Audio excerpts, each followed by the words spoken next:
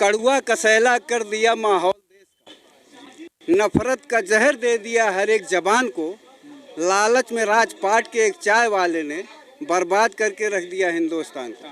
अतीक अहमद का ज़बरदस्ती मर्डर हुआ और क्या, मिली भगत सरकार की है। और हाँ, नहीं तो 10 बजे रात को कहीं ऐसा होता है, हैं? कहीं 10 बजे रात को ऐसा होता है, जब उनको उम्र कैद की सज़ा हो गई तो फिर ऐसा क्यों हुआ? जो सरकार के सामने सरेंडर नहीं कर रहे हैं उनको मारा जाएगा, क्योंकि मोदी ने पहले ही कहा था कि अब कोई भारत में कोई गुंडा नहीं रहेगा मेरे अलावा। ऐसा नहीं कहा, बाकी एक उनका इशारा यही था कि मेरे अलावा अब कोई भारत में दूसरा गुंडा नहीं रहेगा।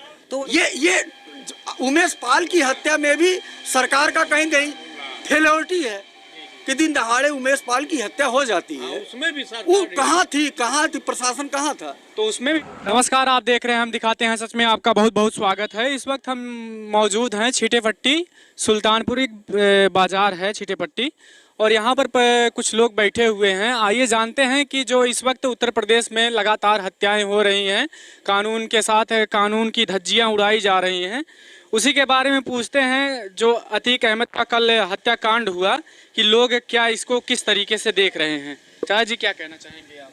ये सरकार तानाशाह है, जो भी करेगी सब असंवैधानिक करेगी। अगर अतीक गलत था तो उसको न्यायालय से सजा मिलती। इससे ऐसा लगता है कि वो निर्दोष था, उसको बच जाने खतरा था, इसलिए मरवा दिया गया। तो आप कहना चाहेंगे कि सरकार की इसमें मिली भगत? बिल्कुल मिली भगत है। बगैर सरकार की मिली भगत के पुलिस इतने फोर्स के सामने हत्या हो जाए, ये असंभव है। ऐसा हो ही नहीं सकता। सरकार अगर न चाहती, जिस अतीक को इतने यहाँ से ला के गुजरात से 2 बार यहाँ पुलिस कस्टडी में लाया गया, उसकी हत्या नहीं हुई, यहाँ इतनी आसानी से हत्या कैसे हो गई? सरासर इसमें सरकार का हाथ है। जिस तरीके से योगी जी कहते हैं कि माफियाओं का हम कमर तोड़ेंगे, तो आपको क्या लग रहा है कि कमर तोड़ा जा रहा है? नहीं, मुझको नहीं लग रहा है। जो भाजपा के साथ माफिया हैं उनकी कमर नहीं तोड़ी जा रही है। देश की सबसे बढ़िया एजेंसी एटीएफ रहते हुए और आप लोग मीडिया कर्मचारी रहते हुए 10-10 मीडिया कैमरे लगे थे, उसके बीच में साधारण क्रिमिनल आ करके और इतने बड़े शूटर की हत्या किए। ठीक है, उसको मुल्जिम था, सज़ा मिलना चाहिए, लेकिन इतना आसानी से पुलिस की धज्जियां उड़ाई गई। पुलिस के रहते हुए पुलिस ने एकदम एक भी फायर नहीं किया। कम से कम 2-1 बदमाश को मारते तो जनता में पता चलता कि एसटीएफ कहीं लगाई गई थी। इसलिए हम जानते हैं कि योगी सरकार महंगाई बेरोजगारी से हट करके हिंदू मुस्लिम करके जनता का मुद्दा जो है वो बदलना चाहती है। तो कहीं न कहीं जो ये हत्या हुई है, तो आप भी कहना चाहेंगे कि इसमें सरकार का पूरा हाथ? हाँ, सरकार का पूरा हाथ है। सरकार की सुरक्षा में उसको दूसरी जेल से यहाँ तक ले आए। 4 दिन के रिमांड पे उनको ले गए थे। 10 बजे 11 बजे रात को उनका मेडिकल चेकअप कराने गए थे। दिन में मेडिकल चेकअप नहीं हो पाया। इसलिए यह पूरा माना जा रहा है कि योगी सरकार जो चाहेगी तानाशाह है, जिसके भी साथ चाहेगी उसके साथ ऐसा व्यवहार करेगी। आप क्या कहना चाहेंगे? कहना है, ये जो भी घटनाएं होती हैं, एनकाउंटर हो, अतीक एनकाउंटर हो, हत्या हो, कुछ भी हो, केवल मुद्दों से भटकाने का, बार बार मैं बता रहा हूँ। पब्लिक बेरोजगारी की बात ना करे, पब्लिक महंगाई की बात ना करे, पब्लिक शिक्षा की बात ना करे, विकास की बात ना करे। इन सब चीज़ों से दिमाग भटक जाए। भाई, आप अपने दिमाग में केवल एक बार में एक ही बात कर सकते हैं। आज बैठे हैं, आज दिन भर पूरा देश प्रदेश केवल अतीक हत्याकांड पर और पक्ष। ये अतीक की हत्या नहीं हुई है, ये कानून की हत्या हुई है, संविधान की हत्या हुई है। आज आप फिर भटक रहे हैं, आप फिर भटक रहे हैं। आप कह रहे हैं कानून की हत्या हुई, संविधान की हत्या हुई। यही तो मैं कहना चाह रहा हूँ कि एक पक्ष कहेगा कानून संविधान, बड़ा संविधान विशेषज्ञ बन जाएगा। उस दिन वो कहाँ गया संविधान विशेषज्ञ जब उमेश पाल की हत्या हुई? ये उमेश पाल की हत्या में भी सरकार का कहीं कहीं फेलियोरिटी है कि दिन दहाड़े उमेश पाल की हत्या हो जाती है, उसमें भी वो कहाँ थी प्रशासन कहाँ था? तो उसमें भी प्रशासन का ही दोष है, शासन प्रशासन। जिसकी भी हत्या हुई वो कहीं दूध का दूल्हा नहीं है। ये सब समाज में इस तरीके से मुद्दों से भटकाने का। आप हिंदू मुस्लिम, आज अतीक की हत्या हुई तो अतीक एक वर्ग को रिप्रेजेंट है, किस वर्ग में खुशी? अब है वो बड़ा वर्ग है, कोई वर्ग है जिनको ये वही तो चाहते हैं कि बटे हुए किसी एक घटना से।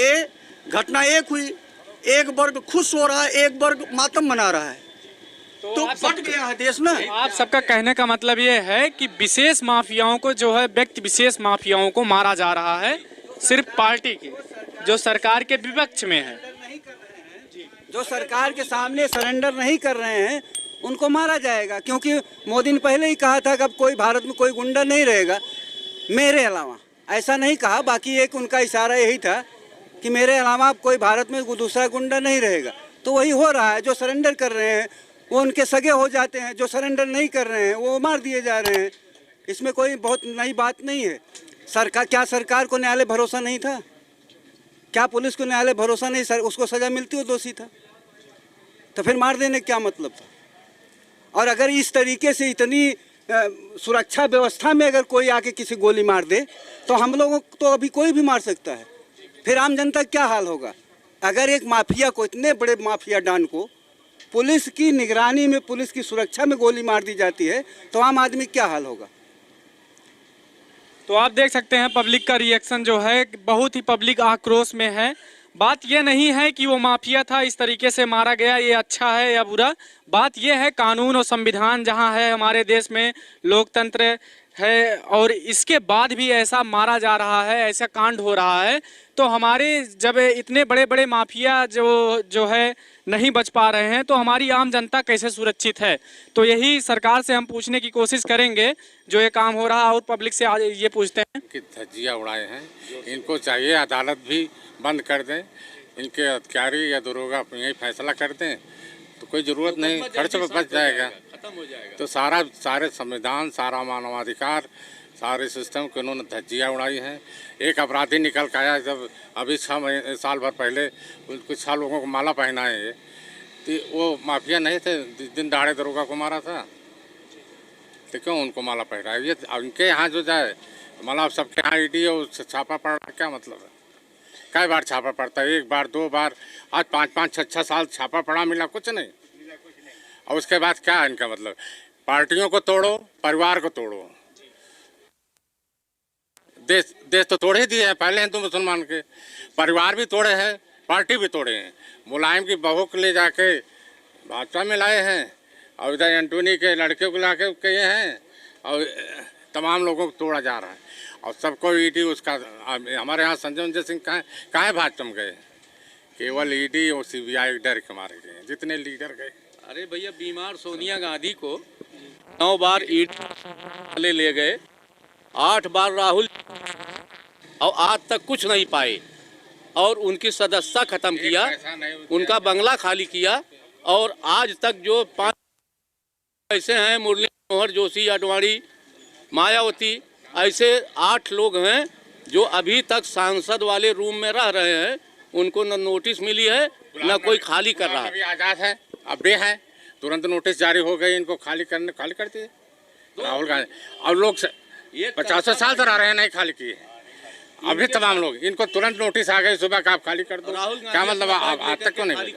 तो सारे संविधान को, सारे इनकी मुट्ठी में रहे, न्यायिक व्यवस्था को तोड़ के धज्जी उड़ा दिए हैं। और अब ये केवल तानाशाही चाह रहे हैं। चाहे जो मैं कहूँ, कल कोई पर्चा दाखिल नहीं करेगा, यही हुआ, प्रमुख का पर्चा नहीं दाखिल हुआ, जिला परिषद का नहीं दाखिल हुआ, कहाँ दाखिल किया, किसने दाखिल किया? अंग्रेजों से। तो आप सब कहना चाहते हैं जैसे कि तानाशाह राज चल रहा है? तानाशाह से बदतर है भाई, अंग्रेजों से और झूठे मारते हैं, कुछ करते हैं, लोकतंत्र प्रक्रिया रह गई है। हमारा एक, आप कैसे देखते हैं जिस तरीके से अतीक अहमद का जो है मर्डर हुआ? हम तो कुछ जनबे नहीं कही, क्या बताऊं? क्या? अतीक अहमद का जबरदस्ती मर्डर हुआ, और क्या, मिली भगत सरकार की है।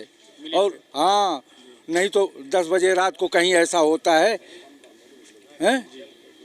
कहीं 10 बजे रात को ऐसा होता है, जब उनको उम्र कैद की सजा हो गई तो फिर ऐसा क्यों हुआ? तो ऐसे सरकार के बारे में आप क्या कहना चाहेंगे? अब बिल्कुल इनका बर्खास्त हो जाए चाहिए, इनका इस्तीफा दे चाहिए, इनका इस्तीफा खुद ही दे चाहिए, बगैर किसी दबाव के इनको इस्तीफा दे देना चाहिए। हाँ, पकड़ करके और मोतीगरपुर थाने की पुलिस अब परसों हमको ले गई, मारा पीटा दंडित किया। उसके बाद जो है कल जो है उस एक साइड से तो एक आदमी का वो किया, एक तरफ से 3 लोगों को ले लिया उसमें अपना चालान करने के लिए, प्रताड़ित करती है उस जमाने में। हाँ ना कोई बात, लेकिन इनको जबरदस्ती ले जाती है पुलिस। किस लिए? पुलिस के सामने अगर जेब में हाथ डाल देते तो वो कहता है कि जेब में हाथ डाल के खड़ा है, इसको मारो 4 जूते और कर दो जेल के अंदर। ज़बरदस्ती कस्टडी में ले लेता है, जो चाहता है वो लिखवा लेता है पुलिस मोतीगरपुर की, और उसके बाद 151 में चालान कर देती है। कई बार हम लोगों को चालान किया, बिला वजह परेशान कर रहे, मर्डर कर देना चाहती है हमारा। तो जिस तरीके से योगी जी कहते हैं कि उत्तर प्रदेश हम सबके लिए हैं, ना जात विशेष से काम करते हैं ना किसी प्रकार का, तो आप इस चीज़ को किस तरीके से देखते हैं? इस तरह की कोई बात नहीं है, सिर्फ पुलिस की सरकार है, डंडे की सरकार है, किसी को बोलने नहीं देती है, उसके मन की बात को कहने नहीं देती है, उसकी खिलाफत करेंगे आपको जेल में डाल देगी। कानून का कोई राज नहीं है, जो चाह रही पुलिस ही सब कुछ है। जिसको चाहेगी उसको जेल में डाल देगी, जिसको चाहेगी छोड़ देगी, जिसको चाहेगी एनकाउंटर कर देगी। उसमें मैं खुद भुक्त हूँ। मोतीगरपुर पुलिस, रमेश सिंह वो एसआई हैं वहाँ के, और ज़बरदस्ती हमको कस्टडी में कर लेते हैं। और एक बार हम गए और थैली में जेब में हाथ डाल दिए, उन्होंने कहा मारो साले को 4 जूते, इसको और अंदर कर दो। क्या नाम है आपका? मोबिन अहमद, ग्राम पोस्ट रुपिनपुर, थाना मोतीगरपुर, सुल्तानपुर। इस तरह काम हो रहा है भाई साहब, तो क्या लाइन आर्डर है? सिर्फ पुलिस की सरकार चल रही है, आप उसके खिलाफ बोल देंगे तो आपको जेल में डाल देगी, मारेगी, पीटेगी, चालान कर देगी, 151 में चालान कर देगी, आपको बेइज्जत करेगी। चलिए आप देखते रहिए, हम दिखाते हैं सच। बाकी जनता में भारी आक्रोश है इस हत्याकांड को लेकर, जिस तरीके से संविधान और उसका उल्लंघन किया गया ना। कड़वा कसैला कर दिया माहौल देश का, नफरत का जहर दे दिया हर एक जवान को, लालच में राजपाट के एक चाय वाले ने बर्बाद करके रख दिया हिंदुस्तान को। एक लंगोटी, एक धोती और सोटी वाला गुजराती आया था जिसने इस समूचे भारत को आज़ाद कराया, सबको आज़ादी दिलाई, सबको सबका अधिकार दिला दिया। महात्मा गांधी के रूप में सबको जमीन, सबकी अपनी ज़मीन हो गई, सब किसान हो गए, सब जमींदार हो गए। लेकिन मुझे लगता है कि ये 2 गुजराती इस देश को कब्जा करने आए हैं। वो पे चलने वाले व्यक्ति थे और ये सब हिंसा पर चलेंगे। ये कब्जा करने आए हैं, राजनीति करने नहीं आए, लोकतांत्रिक तरीके हैं ये, बल्कि देश को कब्जा करने आए हैं, तानाशाही करने आए, जो इनकी गुलामी इनके बस में रहेगा, जो इनके रहेगा, जो विरोध करेगा वो जाएगा।